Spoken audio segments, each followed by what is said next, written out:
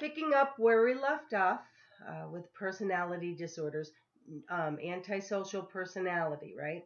So we're at neurobiological contributions to antisocial personality.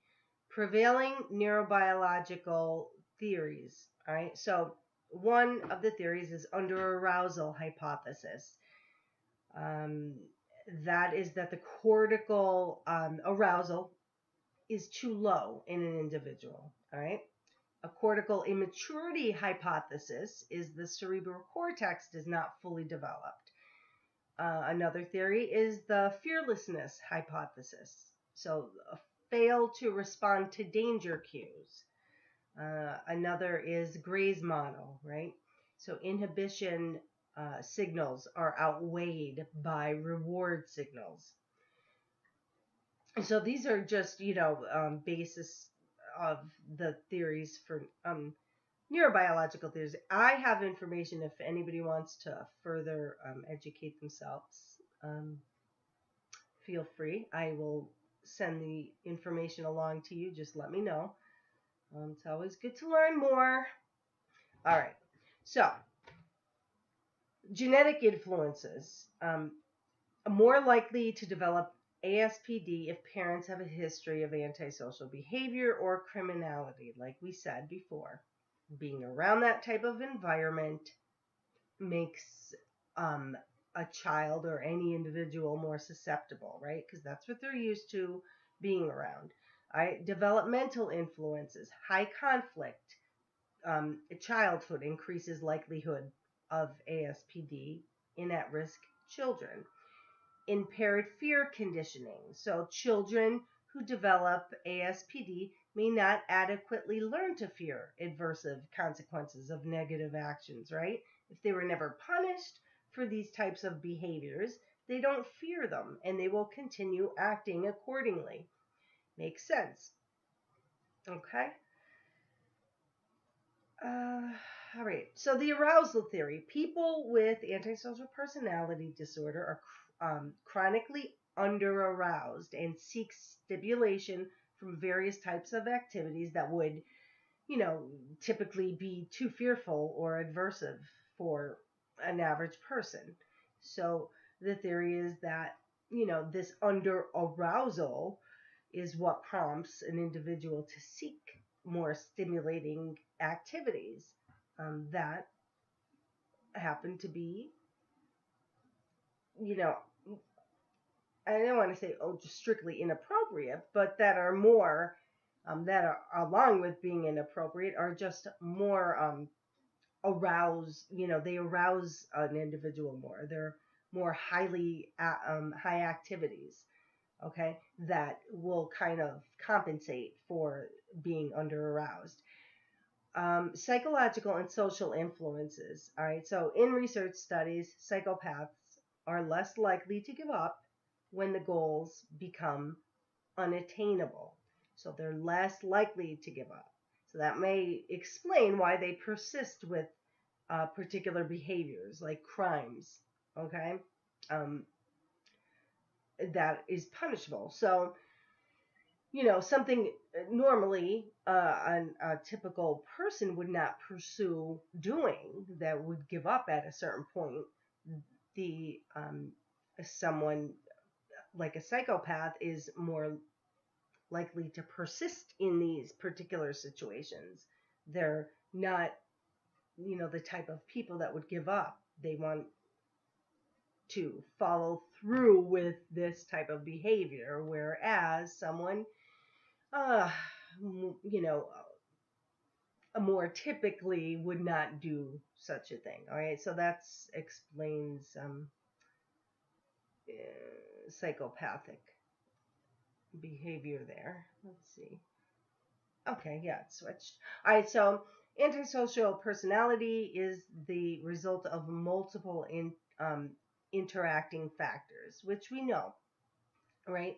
So mutual biological environmental influence is early antisocial behavior, alienates peers who would otherwise serve as corrective role models. Now, I think I said this a little while ago about, if you were maybe in high school or grade school, and you were like used to typically living a certain way, right? And you went to a new friend's home, and their home was much different.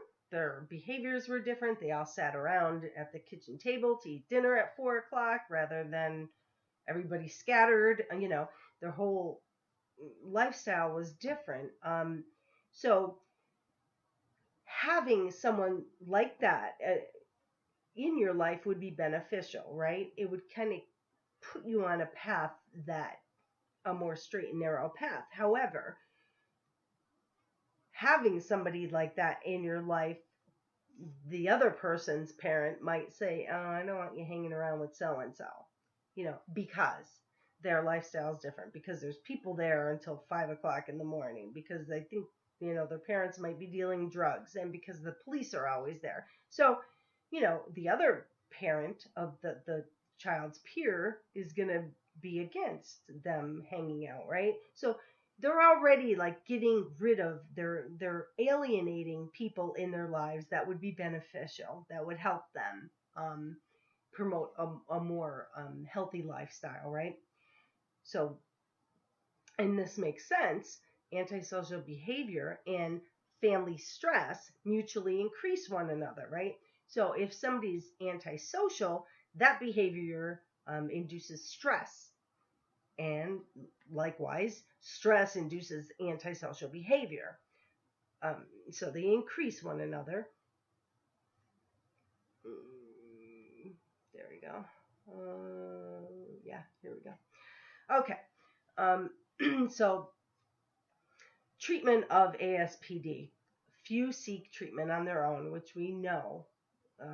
Personality disorders, right? They don't think they have a problem.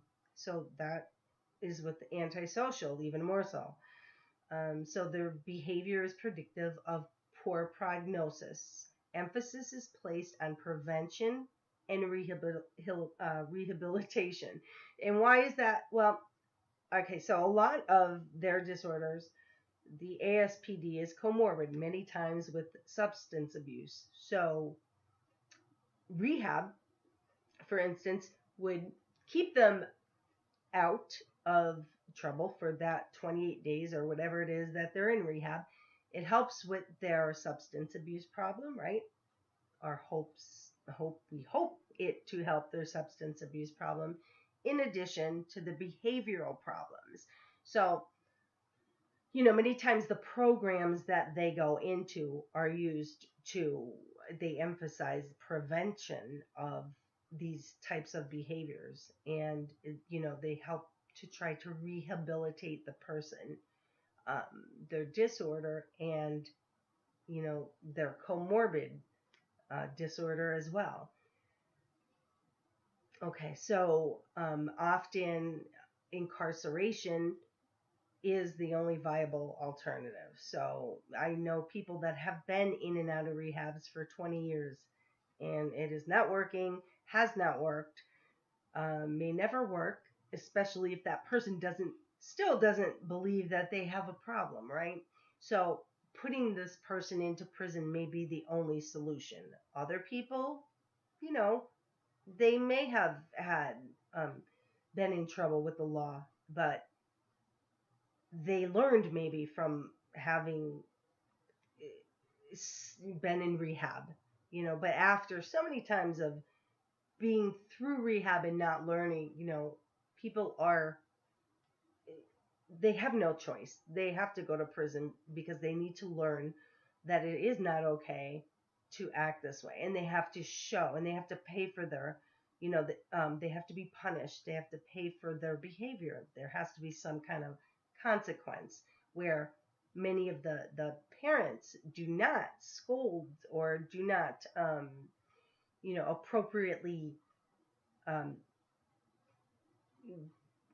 train. I don't want to say train, but yeah, they don't, train their children. They don't discipline them and guide them appropriately. And so when they grow up, they assume this behavior is okay and continue on acting in these ways. And so somebody has to punish them. And apparently, going to prison is what it takes for many people. Okay, so may need to focus on practical, like, or selfish, like, consequences. So if you assault someone, you go to prison. That's the bottom line. You pay for what you've done, and hopefully that helps a person learn. All right. Okay. So this is borderline personality disorder. Very intriguing, and I actually worked for someone who was borderline personality. Very difficult individual. And you have to keep in mind that it does not matter what your job is or what status you have. You can have these disorders, okay? If you're a doctor, it does not mean you are without the possibility of having um, a disorder such as borderline, right? You need to learn to, understand these things and act appropriately, right? Be assertive, like we discussed in class, not allow yourself to be mistreated by someone else according to their job or title. That really means nothing in the grand scheme of things, but you just need to be confident enough to understand that and not allow yourself to be mistreated, because someone with borderline personality disorder is a very difficult to deal with. Kind of like, some of the things in antisocial personality disorder. They're very manipulative. And so we'll go through that. But just, keep in mind that anyone can, um, you know, are susceptible or able to have these disorders. It's not just a specific type of person. It could be a doctor, it could be a lawyer, it could be many, many people. So just know, and that's what's good about you learning these, the criteria, because you will see now that many people in the world have these kind of disorders, and you will be able to appropriately act, and, so that you do not allow them to treat you in the ways that they behave. Okay? So, borderline unstable moods and relationships, impulsivity, fear of abandonment, very poor self image. Now, if they have a very poor self image, they're not going to act that way to everyone. They're not going to display their insecurities, but they act in different ways, okay?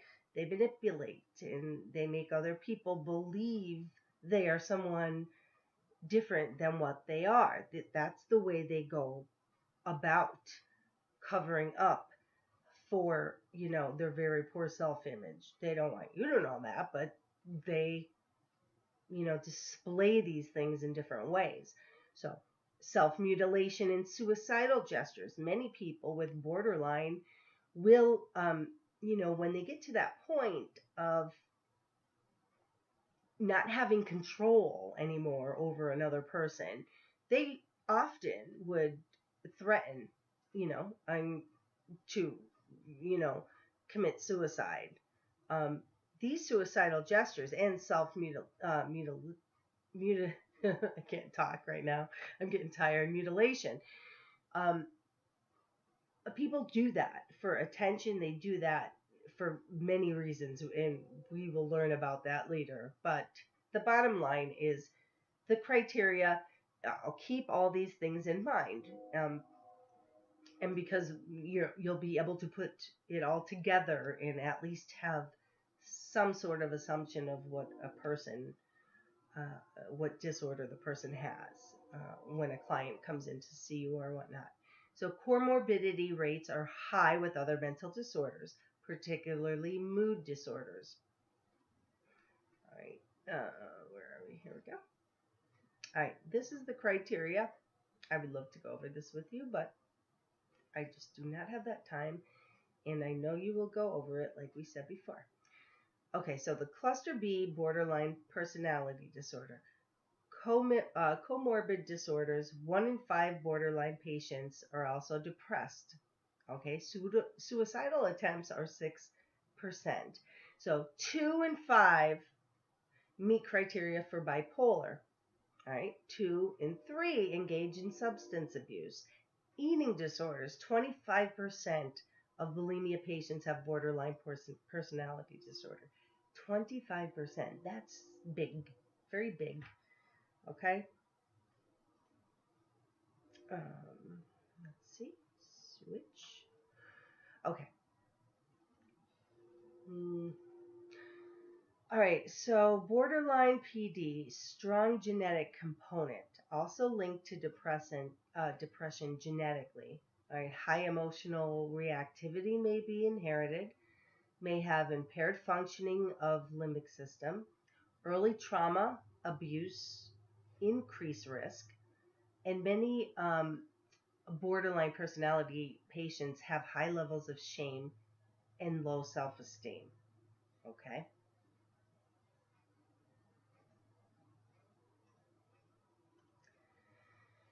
All right. Triple vulnerability. Models of anxiety applies to borderline personality too.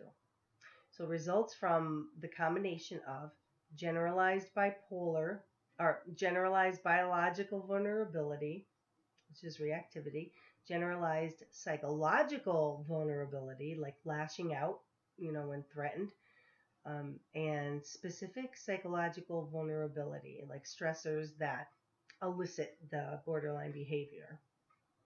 All right, so triple vulnerability model. Okay. Treatment options for borderlines. Few good outcome studies. Did you take notice yet, guys, that many of these disorders, all the personality disorders, often say few good outcomes? Yeah. All right, so antidepressant medications provide short-term relief. Dialectical behavioral therapy is most promising treatment. A focus on dual reality of acceptance of difficulties and need for change. Focus on interpersonal effectiveness. Focus on distress tolerance to decrease reckless and self-harming behavior, right? So these are the things, you focus on accepting difficulty and need for change. So a lot of it's, like I said, understanding cognitively, being able to, actually not only understand, but understand that you can do something about, the disorder that you're experiencing. These things can be changed. You just have to be willing to change. But they are possible. So helping a client to understand these things is very helpful, right? It gives them hope, and they know that what they would be working toward is obtainable. So they can attain, specific goals, little goals, even if you have to make, it doesn't have to be a huge goal, like little tiny steps, baby steps, as long as they know that what they're doing is some sort of improvement and that they are capable of doing these things is very helpful. Okay, so, all right, let's go to the next page. There he is. Okay. So, oh, good. This is, okay, so we're going into histrionic. I will make a new video for that one, okay? And because our time is pretty much up now anyway. I didn't even set my alarm. I'm proud of myself. I'm looking at the recording time over there. All right, so I'll see you in a few.